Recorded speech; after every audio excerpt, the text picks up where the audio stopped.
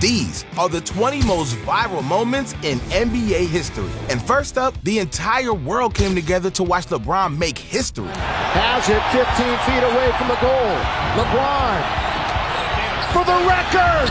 He got it. LeBron James is now the all-time leading scorer in the history of the NBA. A lifetime of hard work, and it all boiled down to a single shot. 225 million views later, and this historic moment is the most viewed regular season game ever. And for 19, Curry makes a shot that nearly sends the announcer into a coma. They do have a timeout. Decide not to use it. Curry, way downtown. Bang! Bang! Oh, what a shot from Curry! With 0.6 of a second remaining. This man pulled up from range and hit a game winner with the defender in his face. However, Kawhi Leonard threw us all for a loop at number 18. And what would you like people to know about you? I'm a fun guy. Obviously, I love the game of basketball. I mean, it's just more question you have to ask me in order for me to tell you about myself. I just can't give you a whole spiel. I don't even know where you're sitting at. And once Kevin Hart found out, my man went bananas. Do you have any comments at all? What just happened? And once Hart started losing it, 27 million other people followed suit. But the only thing more shocking than Kawhi's laugh is a man's dance moves.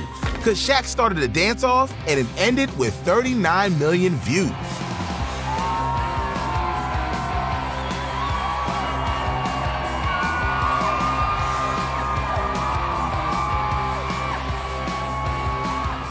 Man, Shaq, you gotta teach me some of those moves. Yet the 2020 NBA All-Star Game made highlights for a completely different reason.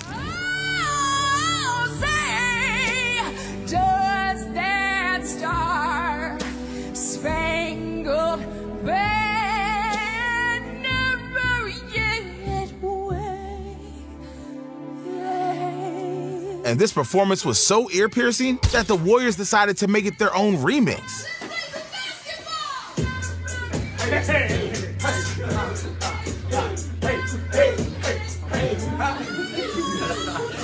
When Fergie gives you lemons, the Golden State Warriors give you lemonade. But in 2022, Giannis also tried to make lemonade. See, the Bucks came into the playoffs with high aspirations. They were number 1 in the East, and fans thought they were destined for the NBA Finals. But out of the blue, a guy named Jimmy shocked everyone. Over the top to Butler. Up and in! Jimmy Butler! And overtime in Game 5. Jimmy Butler runs a little bit of a circle cut. Looks like he's going to go to the corner, circles back, and it's a lob play. Before long, the Heat had completed the unthinkable. Yet Giannis wanted to remind his supporters that there was still light at the end of the tunnel. Do you view this season as a failure? Oh my God. You asked me the same question last year, Eric. Okay. Do you get the promotion every year on your job? No, right? So every year you work is a failure. Yes or no? No. Every year you work towards something, towards a goal, right?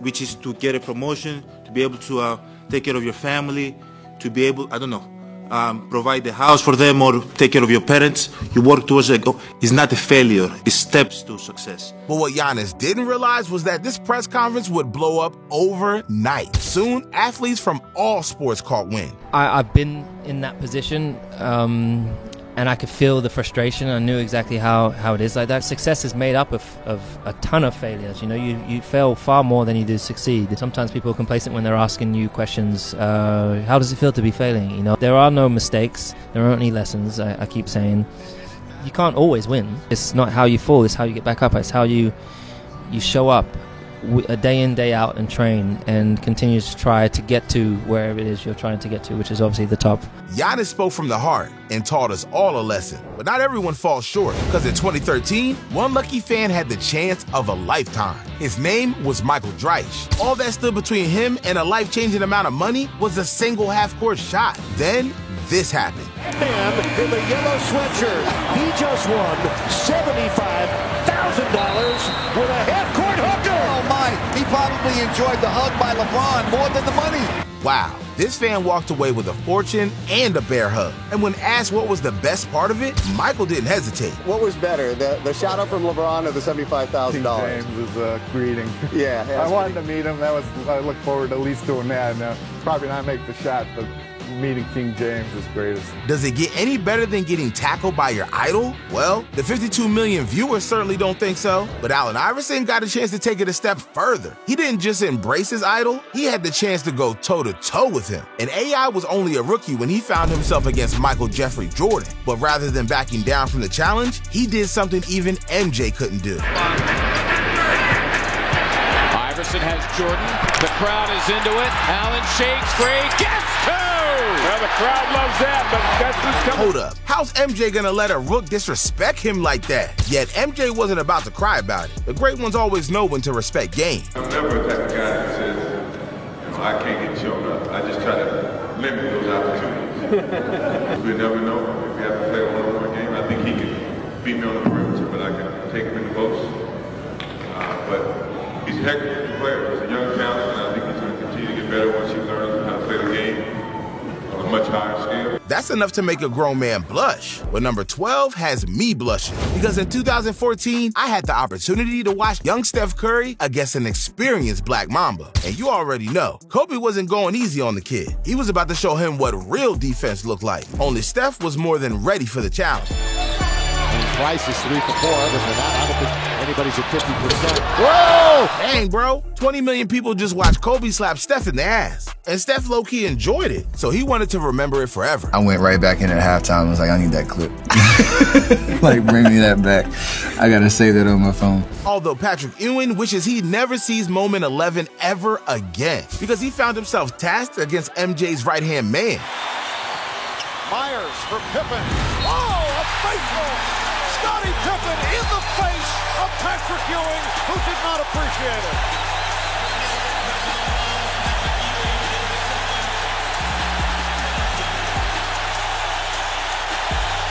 Nah, that's cold-blooded. This man violated Patrick Ewing, then told Spike Lee to take his ass to New York City. And at number 10, it's the return that had everyone entertained. Because when KD left the OKC, the entire world went into shambles. You know why I don't want to burn this jersey? Is it out of respect? You know it's not out of no respect! Lighter fluid is worth more than this jersey! I don't want to waste no lighter fluid, because this jersey doesn't worth anything anymore! This is trash! This is trash! If I could rip it, oh, it might rip! I might be able to rip it! Oh wait, I'm not strong enough! Plan B! Plan B! Let's go! Let's go! Rip it! Rip it! Trash! Trash! Trash! It's all trash! You're all trash! You're all trash! 1 year ago, OKC nearly defeated the 73-9 Warriors. And now, this man was joining the team he just lost to. That's some serious snake-like behavior. Kevin Durant heading to the Golden State Warriors. How are you viewing this move from Durant? Well, I'm viewing it as the weakest move I've ever seen from a superstar. Plain and simple. That's just how I look at it. And this decision was so shocking that he didn't even warn his teammates. In fact, my man did the opposite. It wasn't because Kevin Durant left. It was how he handled it. According to what I have been told, the night before Kevin Durant flew to the Hamptons, and the other 4 dudes, Iguodala, Draymond, Steph, and Klay met with him, Kevin Durant had dinner with Russell Westbrook, Nick Collison, I think Royal Ivy, but I'm not sure, and literally looked Russell Westbrook in the face and told him, I'm not leaving. I'm staying. And then went to the Hamptons and announced that he was going to Golden State. First, he chokes in the playoffs, and then he forms a super team by lying to his old teammates. This lore went crazy, but Peyton Manning wasn't about to let him off the hook, because he made a joke and advertised their tension for the world to see. And our gymnastics team was so dominant that Kevin Durant told me he wants to play for them next year. Man, this bro wanted all the smoke, but so did Luka, because this man's got so much charisma, it gained over 42 million views on YouTube. 7th in the league in scoring at just over 28 points a game, and he's already... Dang, bro got that baller riz. But for number 8, Goran Dragic took a trip back to the Stone Age. And once his teammates saw a dinosaur up close, they were terrified.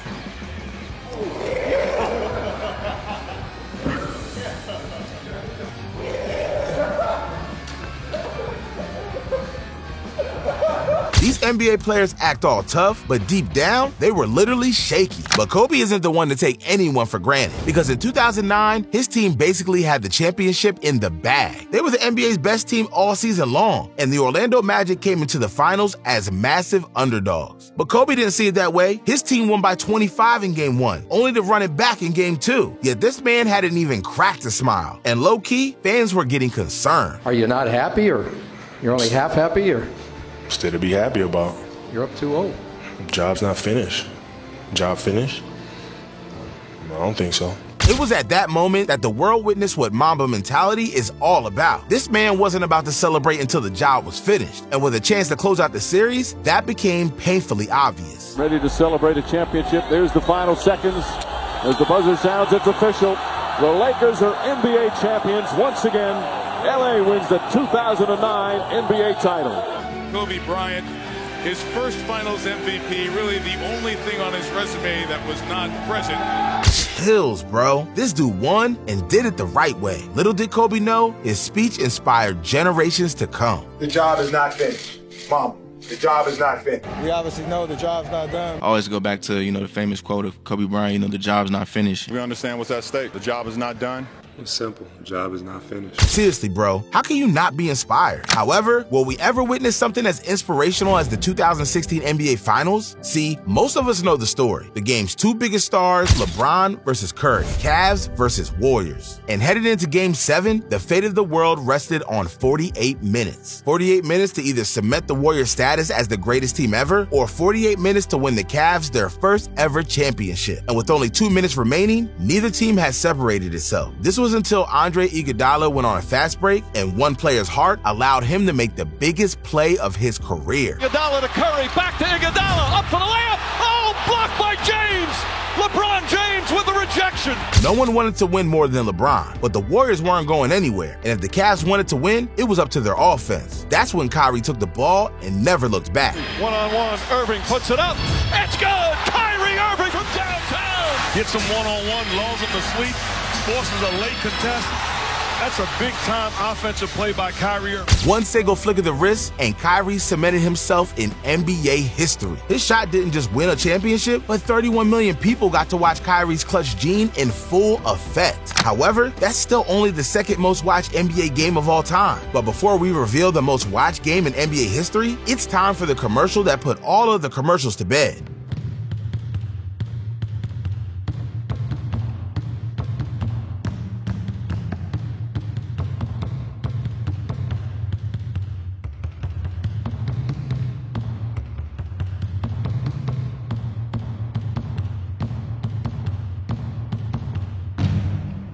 And since 16 million people watched the first commercial, the NBA decided to run it back, but with a twist. Let's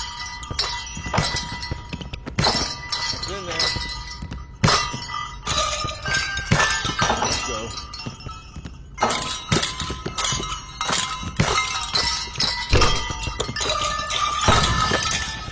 Dunk that.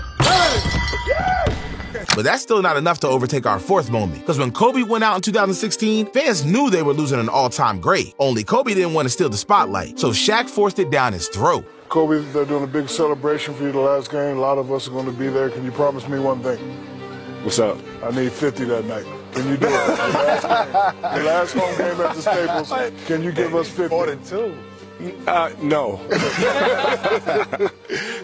No, absolutely not. 50 points in your final game? This dude's 37 years old. But if anyone was up to the task, it's Kobe Bryant. Only not even Shaq knew what was coming next. Kobe, number 2. A lot of energy. Every night he gives them a strong move. Kobe to the basket. Oh, pretty. Kobe. Oh, gets a 2. Got 24 after that last hoop. Just seeking Kobe for 3. Yes. 45. Bryant on the move with the jumper. He got it! 58 points.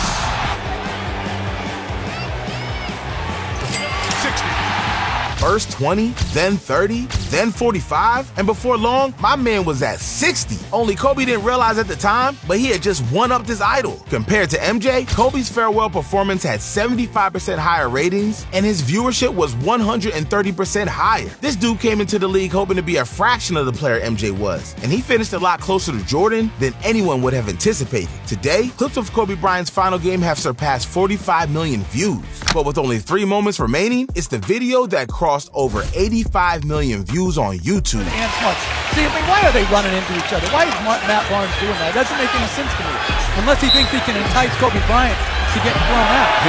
Matt Barnes thought he could mess with Kobe, but this man doesn't flinch. And Barnes thought this moment would come back to bite him, but instead, it did the opposite. I was actually supposed to go to Toronto for a multi-year deal.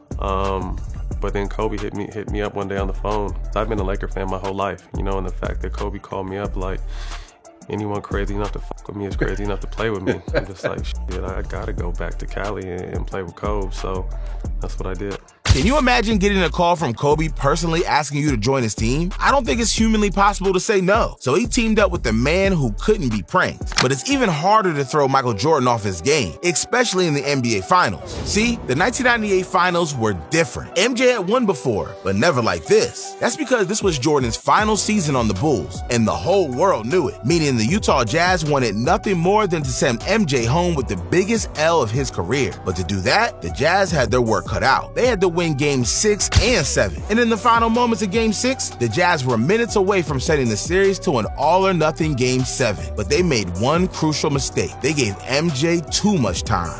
Jordan, open, Chicago with the lead. Chicago Bulls have won their 6th NBA championship. Call it a push-off, call it an easy shot, but to me, this is greatness. But for our top moment, it's only right we revisit Linsanity, a story like no other. Jeremy Lin experienced one of the wildest journeys to stardom in NBA history. After going undrafted in 2010, Lin fought tooth and nail just to make the Summer League. At one point, this dude was literally sleeping on his friend's couch, but that's when he got a call that would change his life. The injury-riddled New York Knicks were offering him a non-guaranteed contract with path to legitimate playing time. So on February 4th, 2012, Lin finally got his opportunity against the New Jersey Nets. That's when Jeremy Lin proved all the doubters wrong. Jeremy Lin drives and finishes. Nice play from Lin. Little two-man game. Banks it in to Lin. Lin flips it up and puts it in. Jeremy Lin pressuring, driving to the basket, does it again. He has been superb. Jeremy Lin knocks it down. Clock at 8, splits the defense again, gets to the rim, puts it in, and a foul.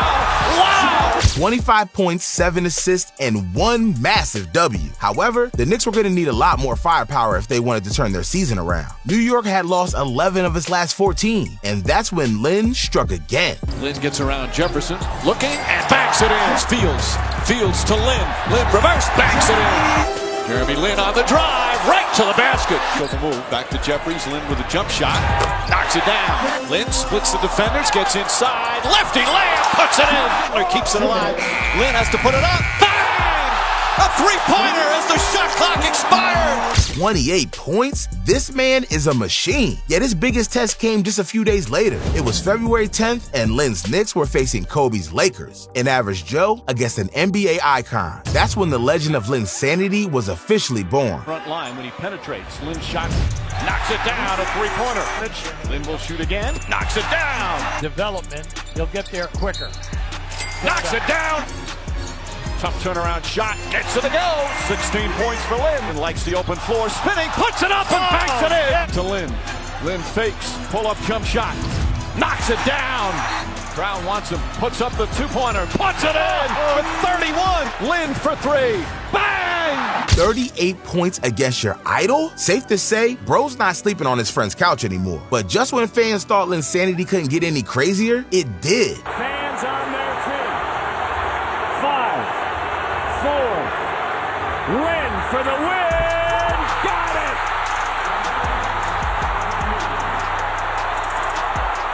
A few weeks ago, he was unemployed, and now he's dropping buckets on Kobe and hitting game winners on Valentine's Day. And once the NBA took note, it was already too late. The Knicks went on to win 10 out of the next 13 games to keep their playoffs hopes alive. But that's not the only time. From hitting your head on the backboard to carrying your team to the NBA Finals, these are he's not human moments.